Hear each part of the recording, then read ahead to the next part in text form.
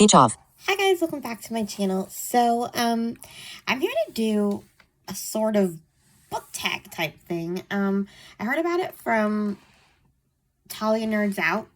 Only I'm going to be taking my own spin on it. So this is called the Bookish Family Tag. My Bookish Family Tag. But I'm going to do the Young Readers Edition or the Middle Grade Edition.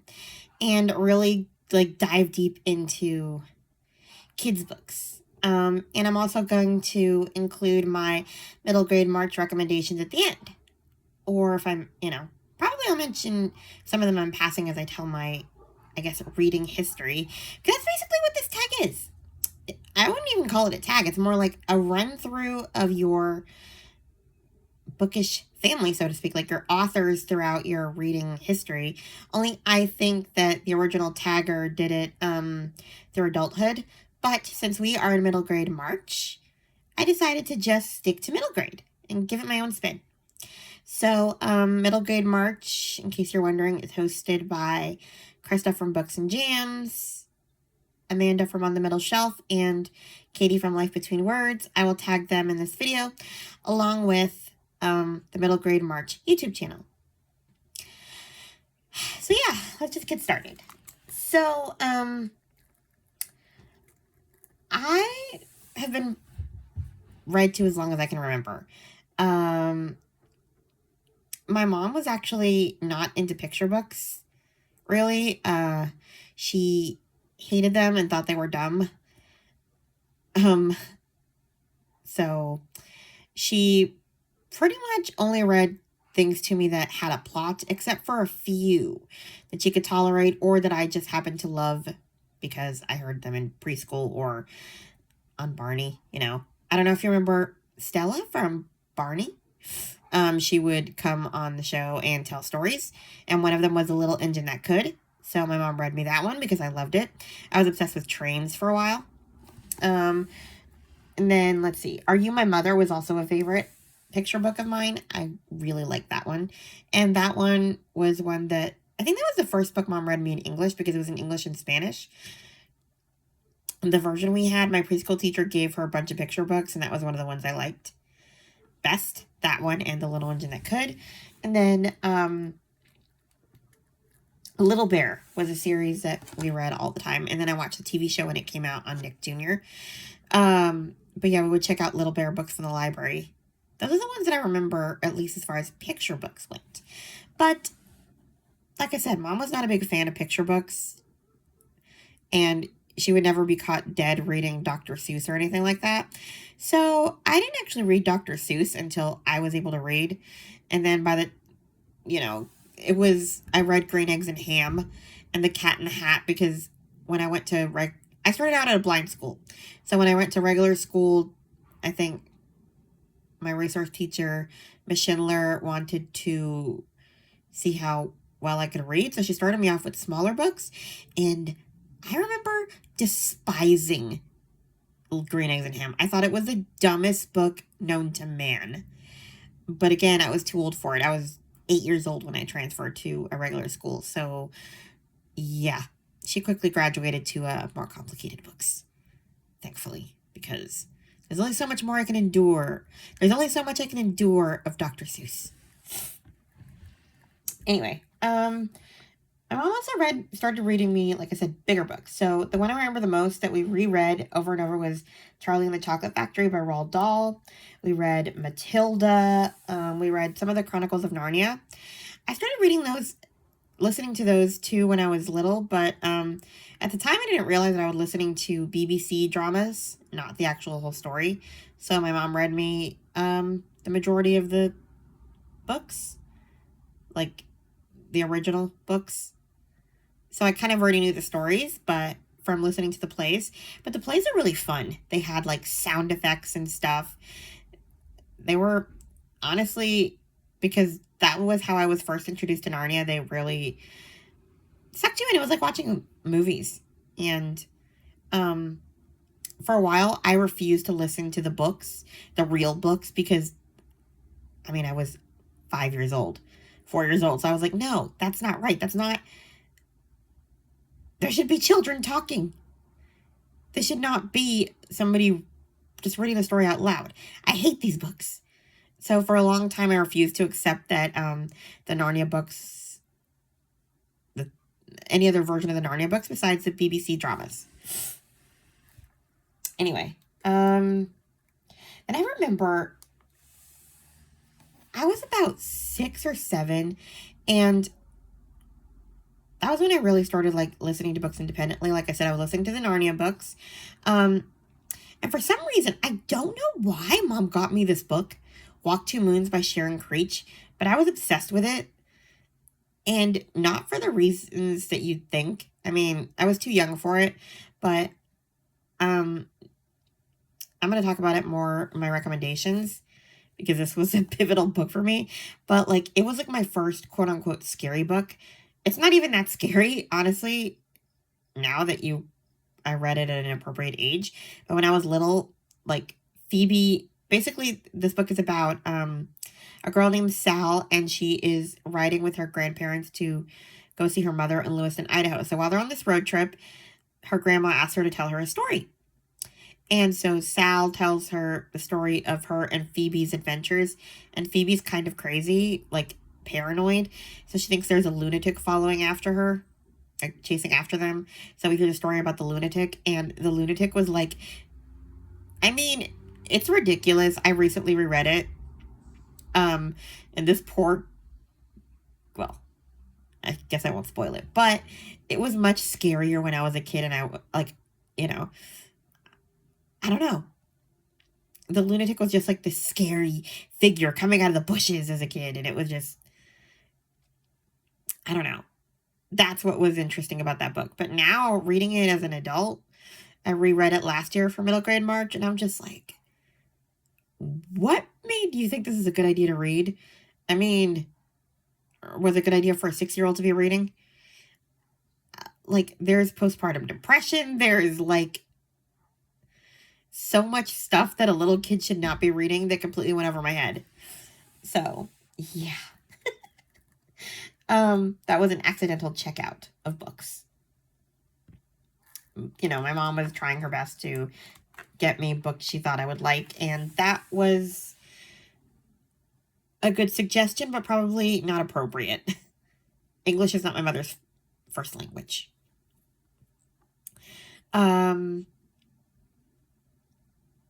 So yeah, those are some of the books I read in my younger years. Now we're going to go on to like sort of middle grade age. 3rd grade through like 8th, 9th grade. Although I was still reading a lot of middle grade even later.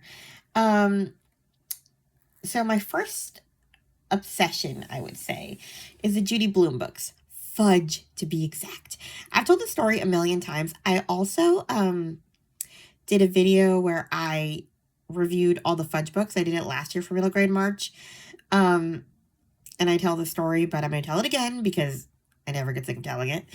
There's a chapter in Tales of a 4th Grade Nothing by Judy Blume where Fudge refuses to eat. And I was going through a phase where I was I've always been a picky eater, and I'd gone on hunger strikes before, so I kind of related to Fudge. And one day my dad got really frustrated and said, if you don't eat that soup, I'm going to dump it over your head. He wouldn't actually do it, but it was a, desperate cry of frustration. And I, the next day we're in Read Aloud with Miss Schindler, and Fudge refuses to eat a bowl of cereal, and his dad dumps a bowl of cereal over his head. And I thought it was like the funniest thing ever. And then it occurred to me that if it could happen to Fudge, it could happen to me. So yeah, I think Fudge got me to eat. But Miss Schindler always remembers that moment because she said that I was her first completely blind student. Everybody else she'd had up to that point had some degree of vision. So at the time, she wasn't completely sure if I was paying attention. Like, my facial expressions didn't always convey rapt attention. And so that was like the first reaction she got when I like laughed myself sick. So yeah, I loved the Fudge books. Then we have another accidental checkout from my mother. Are you there, God? It's me, Margaret. I was about 10 or 9, I think. Yeah, because 10 we got, okay. So, Mom recognized the author, so she let me check that one out of the library. I don't think she, like I said, I don't think she realized that Judy Blume is known for her, shall we say, controversial books, because not everybody wanted their kids knowing about the birds and the bees or anything like that through books. They wanted to be able to choose to tell them or not tell them. Hence why Judy Blume's books are always being banned. So, yeah. Mom got me this book, and Margaret and her friends are obsessed with their periods. I did not know periods were a thing. And that was how I learned that periods were a thing. And I asked my mother if, I asked mother, that sounded weird.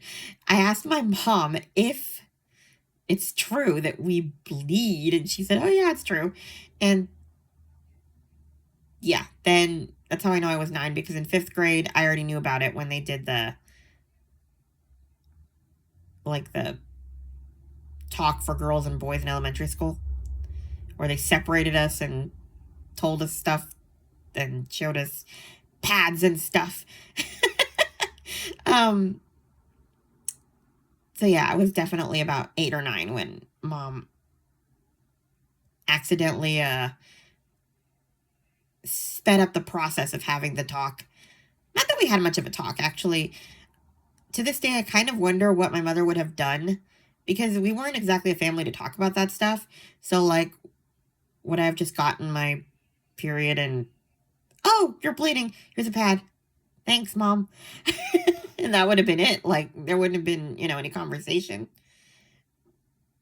I don't know. I think Judy Blume saved my life, because she told me what was going to happen before it did. And I honestly don't think my mother would have. So, yeah. Anyway, other books I liked. Beverly Cleary, 2 series in particular, the Ralph S. Mouse books. I loved Ralph and his motorcycle and his adventures. I wanted to be able to train my hamster to ride a motorcycle. Did not work out. And I love the Ramona books. Ramona always made me feel seen. I'm actually going to reread the books. I'm going to try to reread the books this year. I have the whole collection. I got it during a sale on Audible. They have like all the books in one collection now on Audible, so you don't have to get them individually, which is nice. And I just actually bought the Ralph books for nostalgia's sake. But Ramona always just made me feel understood. Like, the way she felt about the way grown-ups treated her is kind of the way I felt.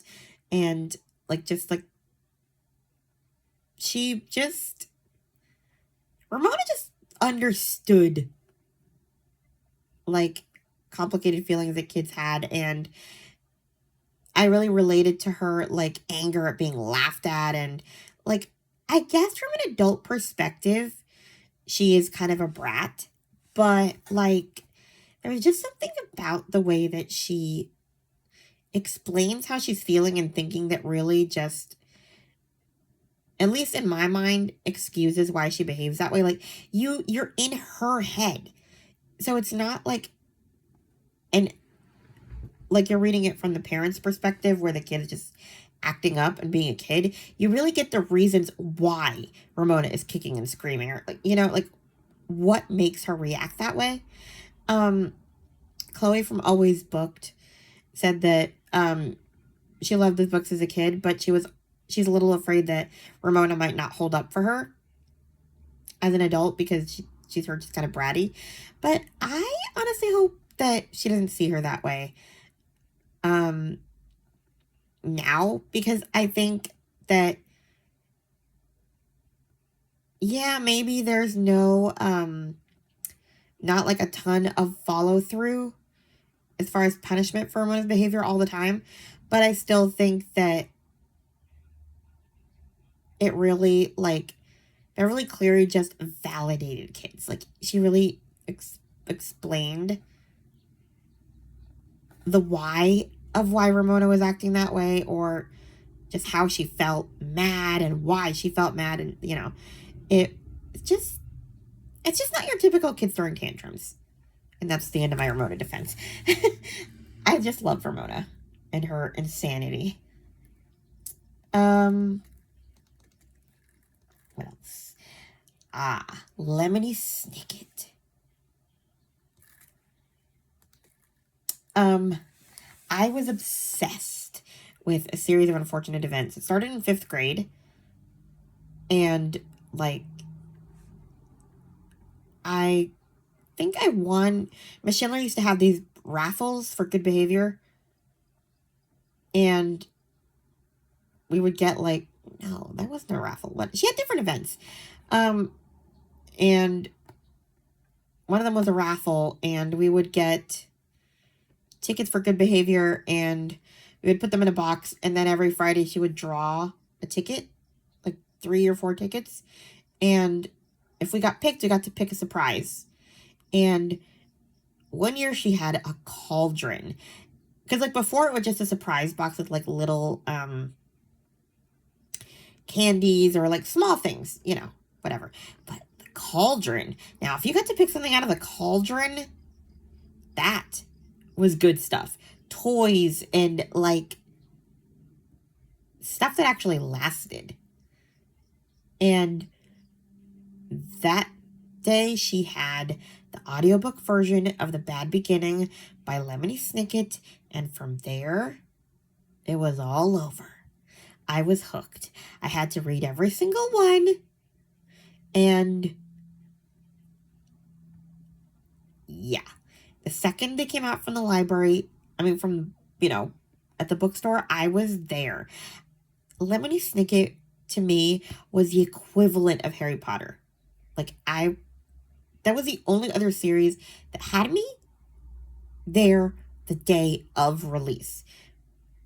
Much to Miss Schindler's slight frustration, because sometimes she would braille the books, and by the time she finished, I was already done with the audiobook because I had begged my dad to take me to get it.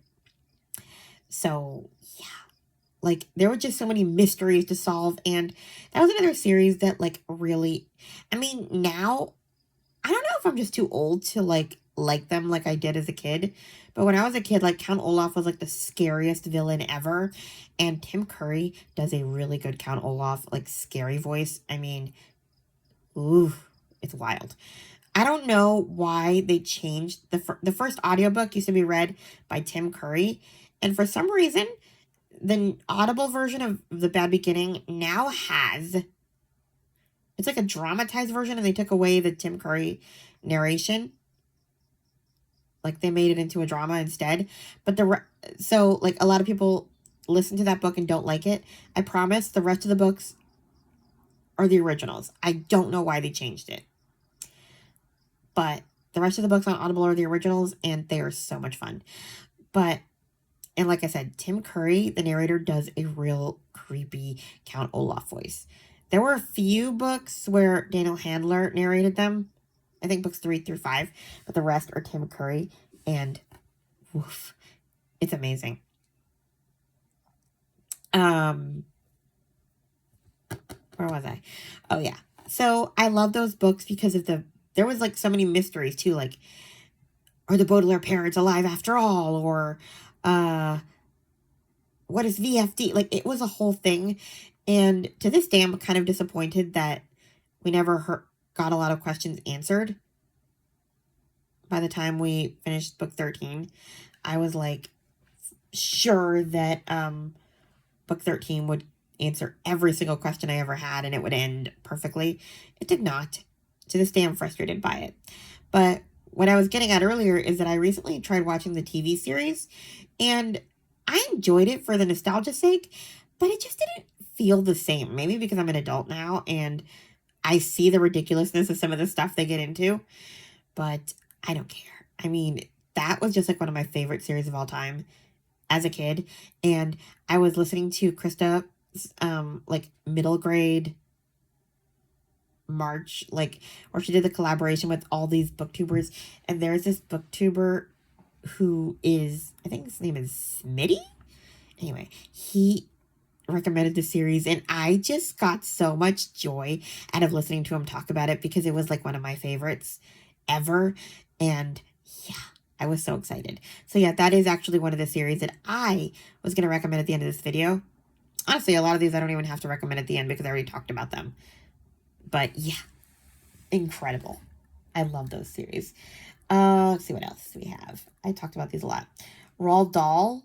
I already said that me and my mom read Charlie and the Chocolate Factory and Matilda when I was small. But later we read The Witches. That was another one where Miss Schindler let me borrow the book, but the book that she let me borrow was an abridged version. I did not realize it until Mom read me the original version in Spanish.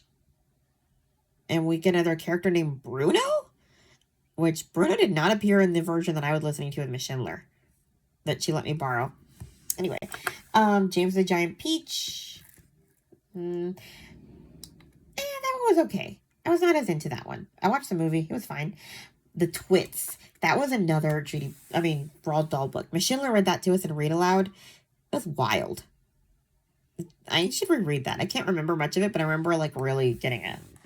That was a wild ride. Then we have Junie B. Jones. I actually met Barbara Park in person at a bookstore, and she signed my Braille book. And she also wrote me a letter. There used to be this service. It was called Hot Braille, I think, where you could send a letter in print. Or I think it was... They would like Braille a letter for you if you submitted it to them. So I wrote Barbara Park a letter, and I told her to send the letter to Hot Braille, and they would Braille it for me, and she did, and it was amazing. Anyway, I wonder if that's still a thing. But Junie B. Jones, I actually think that Junie B. Jones is brattier than Ramona. I enjoyed her as a kid, but I recently read a couple. I was reading it aloud to my niece, and I'm like, man, this girl's a brat. And I don't know. There's just something different about her. I can't justify the brattiness in a way I could with Ramona. So it kind of does make me worry that Ramona will annoy me. I hope not. But Junie B. Jones she was a favorite of mine as a kid, but I don't think I'd recommend her now so much. I don't know. Magic Tree House. Magic Tree House.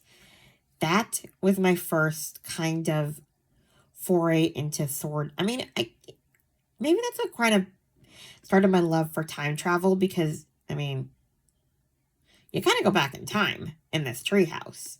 You point to a picture in a book and you get to go there, and Jack and Annie have all these adventures. The first one I ever read, I remember it. It was Midnight on the Moon, book 8. And they went to the moon and wore spacesuits, and it was a whole thing.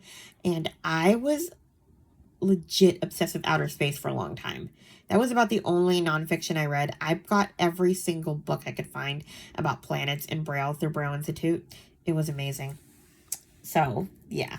Harry Potter, everyone was obsessed with Harry Potter at that age. And I was a kid during the time that they were coming out. I read the first 3, and then book 5 was coming out, so I was trying to finish book 4 because everybody was talking about reading book 5. I was literally reading book 4 on release day of book 5, trying to finish it, and I couldn't. So I dumped book 4 and got book 5 on audio to listen to because everybody else was, and I needed to know what happened before I went to school on Monday, where everybody was going to be spoiling it.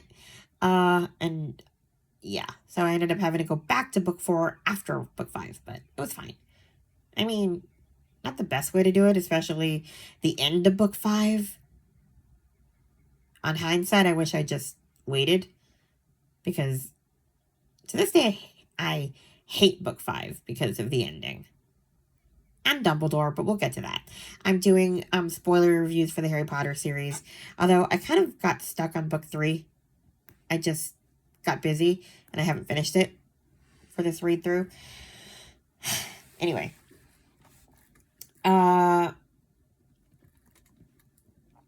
Little House series, I mean, to this day, I love those. I'm a Laura Ingalls Wilder obsessed person. It's just cozy, and I love reading it around the holidays, winter, Christmas. It's just, I love that series. Let's see, what else do I have here? Louisa May Alcott. I read Little Women in like high school, but maybe it was middle school. But I also like Jack and Jill. It's a book about, well, Jack and Jill. And they have a sledding accident and they're injured, and it's their adventures while they're recovering. I don't think their names are actually Jack and Jill. They just call them that because they're like best friends and they're together all the time. I think Jill's actual name is Janie. I can't remember what Jack's is. I think he's actually Jack. But yeah, they went up the hill and they fell down the hill. Then we have Anne of Green Gables, all the Anne books. I mean, I love them. More of the earlier books. I'm doing reviews of those too. Chantel from Chantel Reads All Day is doing A Year of Maud, so we're all reading those, so that's fun. We're about to start Anne of the Island. But yeah, I love a good Anne Shirley. Oh, the funny thing about Anne is, I got into Anne accidentally. I was obsessed with Annie, you know, tomorrow. And, we were at Hollywood Video. Do you remember Hollywood Video? Blockbuster, all of those video rentals. And my dad saw Anne of Green Gables, but because Anne is spelled with an E, he thought that was like another Annie movie. So he got it, and I watched it. It was nothing like Anne of Green Gables. I mean, like Annie. It was Anne of Green Gables. Well, I guess it was still about an orphan, but... And that's why I liked it, because it was about an orphan. So I ended up being fine, but I got into that by mistake. And then I read the books later. So, yeah. Then we have Lois Lowry was another big one around like middle school age. I love the Anastasia Krupnik series, and there's a series about Sam Krupnik, which is Anastasia's little brother. I think I read those first when I was younger, the Sam books. The first one is called All About Sam, and it's literally all about Sam from the day he's born. It's kind of wild to hear, like, his babyhood from his perspective. I didn't quite understand it at the time. But, yeah, those are fun reads. Anastasia gets herself into insanity. I think my mom read me a few of those, too, actually, as read-alouds. Then we have Anna Martin, Babysitter's Club. I mean, everybody was into those, right? I couldn't get as many as I wanted because a lot of them weren't in Braille or audio. So I'm actually doing a read-through of them now because they're all available on audio. Except for the mysteries and super specials. Those are available on Bookshare to read in Braille. But the problem with those is that you can't... they don't show the postcards and stuff. Whereas the audiobooks will read the postcards and the journal entries. I don't know why they don't show them. Anyway, so I don't like the Braille versions of the Babysitter's Club books. I'd rather listen to them because you get all the information. And then we also have the Doll People series by Anna Martin. That series is really fun. So yeah, all about dolls that come to life. Then we have the All of a Kind Family series by Sydney Taylor. Mom read me the first one, and I went from there. Those are really fun, and they're not talked about very much. It's about a Jewish family living on the Upper East Side in the early 1900s and their adventures, and you learn all about Jewish holidays in them, so a lot of stuff I didn't know. They're great. I really love that series. I reread it last year. Or was it the year before? I can't remember. because I had missed a couple. So then we have Our Only May Amelia by Jennifer Holmes. I'm going to save that for my recommendations. A Little Princess, The Secret Garden. I watched those movies together, and I got the 2 books together, weirdly enough. I got the books together when I first got a Braille Institute membership. I don't know why. For some reason, when I saw the movies and when I read the books, I saw them at the same time. So they always have just gone together as a pair for me. Same author, just, I don't know. That's just what it was. Then the Boxcar Children series. That was another series that had tons of books that I wanted to get my hands on, but they didn't have a lot on audio at the time. Now they have all of them, and I was doing a read-through of them, but honestly, I kind of got bored after, like, book 18, 19 last year, and maybe I'll keep going now that I know that I can just read them whenever I want to. And weirdly enough, I was looking at a list on Wikipedia. They're still making them. It's so weird. I'm like, okay, you need to stop now. Otherwise, no one's ever going to finish them.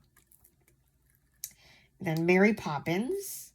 I saw the movie first, audio described. It was one of the VHSs that Braille Institute audio described. And then I read the books later. So, different experience. I did a whole video on Mary Poppins book versus movie. Okay, so that's kind of the majority of the books that Oh, The Dollhouse Murders. That was another sort of scary book that I loved as a kid. And I reread it over and over and over. I thought that I'd be too scared, but when I read it, finally, I was obsessed. It's about this girl who, I can't remember her name now, but she goes to her aunt's house, and there's a dollhouse in the attic, and the dolls keep moving, because, like, the doll is supposed to represent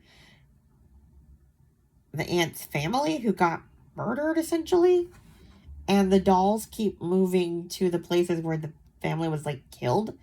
So they're trying to figure out why they keep moving. So you kind of have to solve the murder, like, you know, what the dolls are trying to tell them. It's a little freaky, but I enjoyed it anyway, once I wasn't terrified of it. Anyway, now let's go to brief nonfiction. I don't have that much. Really, my only huge nonfiction thing was Anne Frank. I have a friend. Why did I say had? We don't talk as much, but yeah. I don't know why. The girl was obsessed with Anne Frank when she was like 7 or 8. I was a few years older, but I started getting her books about Anne Frank. And then we read the play in 8th grade. And from there, I got the whole diary and read it. And I understood her obsession. I mean, this girl was, like, in hiding for months. And then she, like, just dies. You know? Because the Nazis catch her. It's so sad.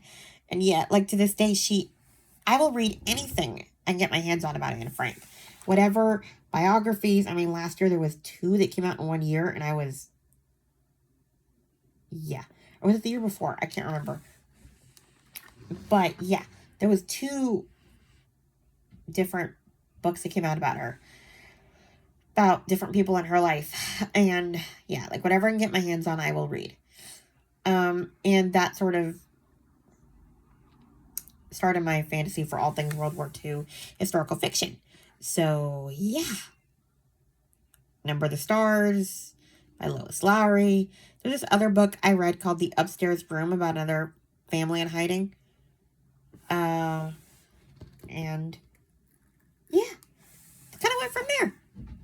To this day, I'm obsessed with all things World War II. And I will probably never be sick of the genre. So yeah, that is my very long history of reading as a kid. And now we shall go on to the book recommendations. Some of them I already mentioned, so I'm not going to repeat them. But yeah, let's get to this list. I had another file because I wasn't intending on doing it this way, but okay, middle grade. All right, so we're going to go by prompt if we can. So, number 1, an author with 3 names. Jack and Jill by Louisa May Alcott. I already talked about that. Oh, that's all I have. Huh.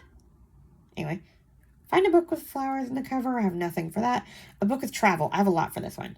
We have Refugee by Alan Gratz. A lot of people talked about this one, but it's about 3 different kids. One mission in common, escape. So we have Joseph. He's a Jewish boy in the 1930s.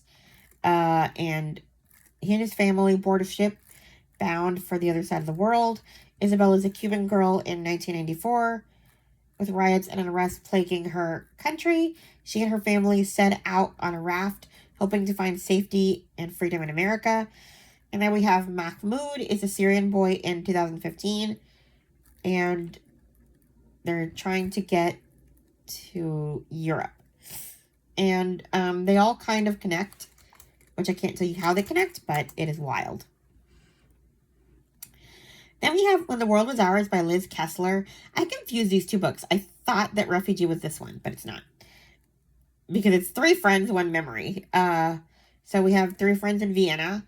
Leo, Elsa, and Max. They spend a perfect day together, unaware that around them Europe is descending into a greater growing darkness, and they will soon be cruelly ripped apart from one another. So they're, yeah. With their lives taking them across Europe, Germany, and England, Prague, and Poland, will they ever find their way back to one another? And will they want to if they do? So, yeah. Then we have Walk Two Moons. I already talked about it. Okay, here's one that I read, I think last year or the year before? Last year. Forever or a Long, Long Time by Kayla Carter. I heard about this one first from Chantel Reads All Day, and then from Krista from Books and Jams. This is about Flora and her brother Julian.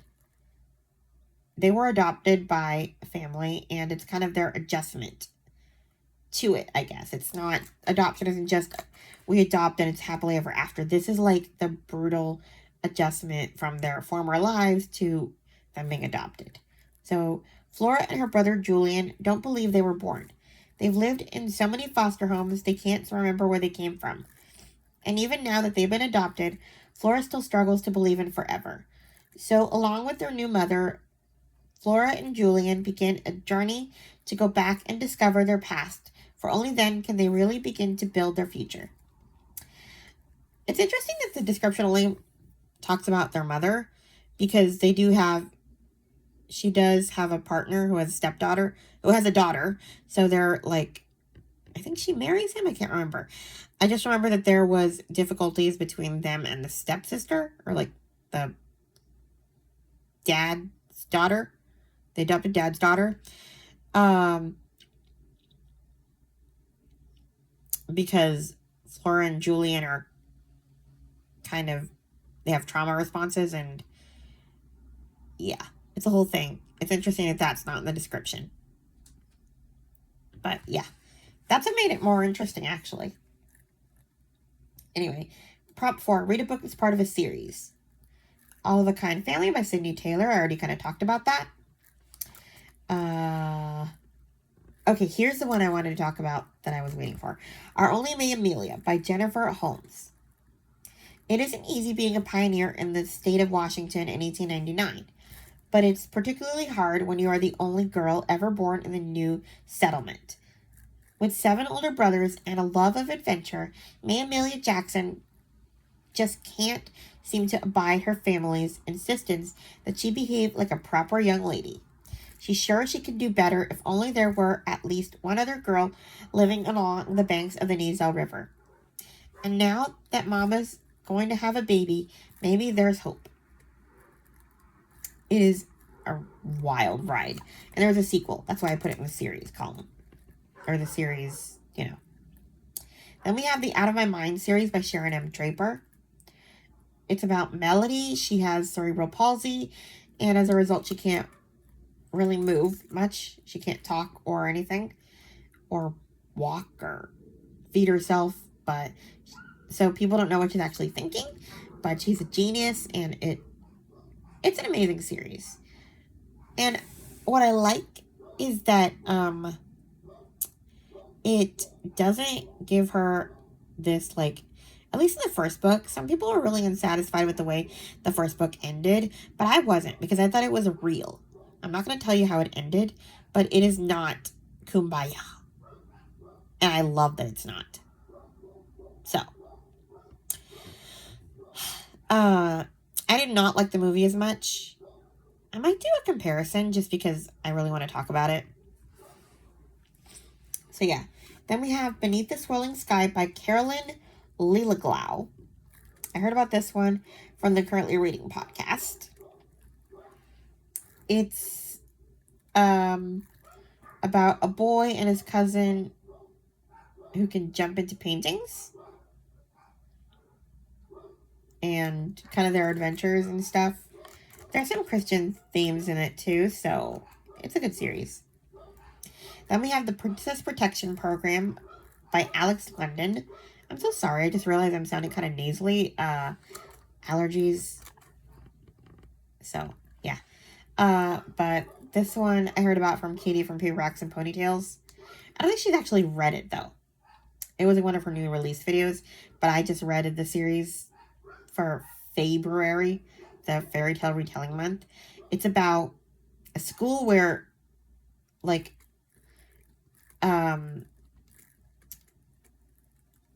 fairy tale, I guess, characters flee their fairy tales, essentially.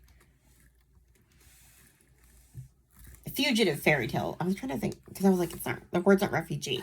Anyway, they go to this school when they want to get away from their story. So in this first one is about Sleeping Beauty, and she wants to get away from the prince who keeps trying to kiss her and marry her. It's the whole thing. She's not interested in being kissed against her will. And yeah, it's all these different characters. The next one is about a princess who does not want to kiss a frog. It's pretty amazing, the whole series. And the classes they attend are like literally classes on how to like live in the 21st century. So there's questions like, how does social media work? What social medias do humans use? And stuff like that. It's very funny. Number 5, prompt is books from the 1900s. So, honestly, I kind of talked a lot about those earlier. Some of my favorites. So let's just go to miscellaneous. We have The Lost Year, a survival story of the Ukrainian famine by Catherine Marsh. I'm not going to really talk about that one just because everybody's talked about that one. But everybody who's loved it has read it. We have Matthew is the present day protagonist, and he is living through the COVID pandemic. That part sucks, but it's just a jumping off point to get you to where you want to be.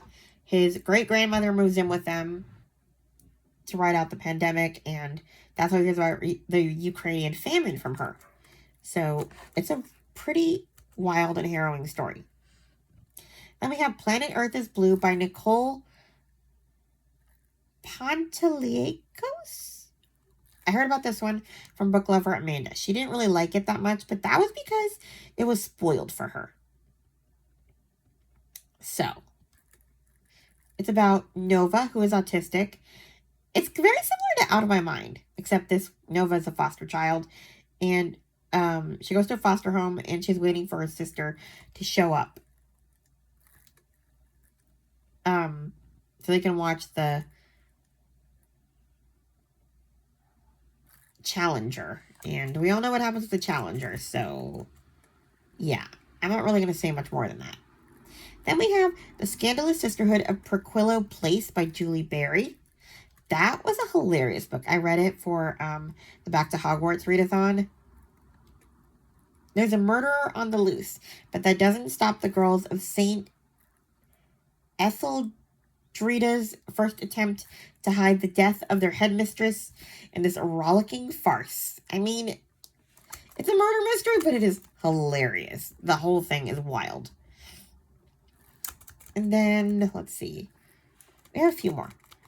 The Night Diary by Vera Hirondani.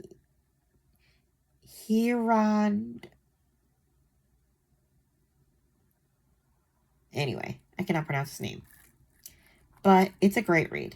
It's 1947 in India. Newly independent of British rule has been separated into two countries, Pakistan and India. The divide has created much tension between Hindus and Muslims, and hundreds of thousands are killed crossing borders. Half Muslim, half Hindu 12-year-old Nisha doesn't know where she belongs or what her country is anymore. When Papa decides it's too dangerous to stay in what is now Pakistan, Nisha and her family become refugees and embark first by train, but later on foot to reach her new home.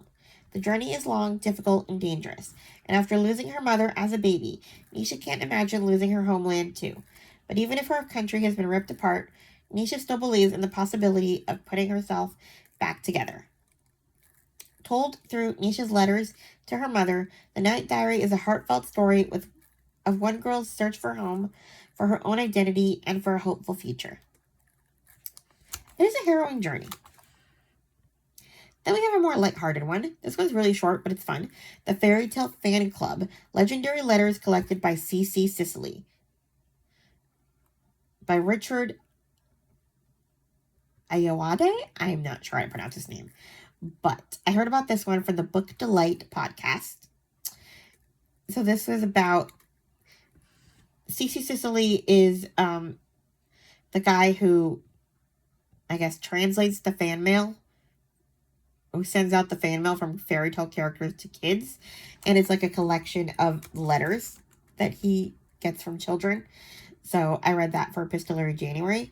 And then this last one is also epistolary. Letters from Cuba by Ruth Bahar. I heard about this one from Katie from the Currently Reading podcast. It's a story of a Jewish girl who escapes Poland to make a new life in Cuba while she works to rescue the rest of her family. So, her father's already in Cuba, and he's going to send for, her older brother to come because he's the oldest boy to come. And she's like, no, I'm the oldest of all of them. Why can't I come? And so he agrees, and she comes, and it's about them working together to save money to get the rest of them out there before war breaks out. So, and it's letters that she wrote to her sister. So it's epistolary. And then the last book, everybody's been talking about this one lately, so I'm not really going to go into it, but I just read Lasagna Means I Love You by Kate O'Shaughnessy. It's about 11-year-old Mo. Her grandmother just died, and before she died, she gave her a notebook and told her to find a hobby. And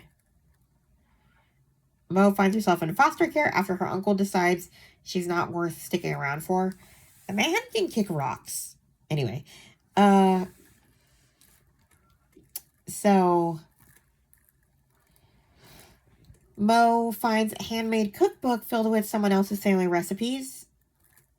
And even though Nan never cooked, Mo is like fascinated by this book. And the stories attached to the recipes.